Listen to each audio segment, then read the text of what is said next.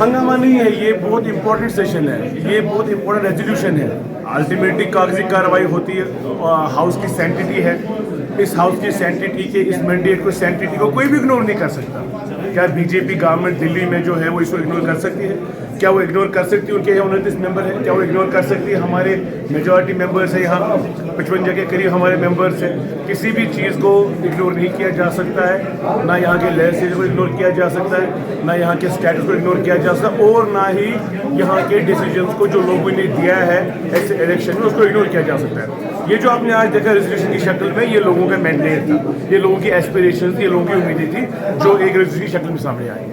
तो क्या कहेंगे आप, जो बीजेपी ने इस पर हंगामा किया, जय श्री राम के नारे भी लगाए जो हाउस के खिलाफ है, क्या वो कहेंगे? किसी भी हद तक जा सकते हैं, उनकी फ्रस्ट्रेशन है बीजेपी ने किसी सरकार बनाने के लिए, लेकिन 28 पे रुक गए, 29 पे रुक गए, तो उनकी फ्रस्ट्रेशन है। उन्होंने कोई मुंह नहीं छोड़ा था नॉमिनेशन को लेके, जम्मू में वोट को डिवाइड करने से लेके, कश्मीर में अपने प्रॉक्सीज खड़ा करने को लेके हर एक चीज़ चलाई, मगर 28 पे गाड़ी रुक गई। गवर्नमेंट नहीं बना सके, 5 अगस्त के डिसीजन को रेक्टिफाई नहीं कर पाए, वो फ्रस्ट्रेशन है। वो एक जो जुनून सवार था सरकार बनाने का, जो फेल हो गया, उसकी फ्रस्ट्रेशन आपने देखी आज। और जो हमें लोगों ने मैंडेट दिया, वो मैंडेट आपने देखा हमने कैसे हाउस में लाया। आपको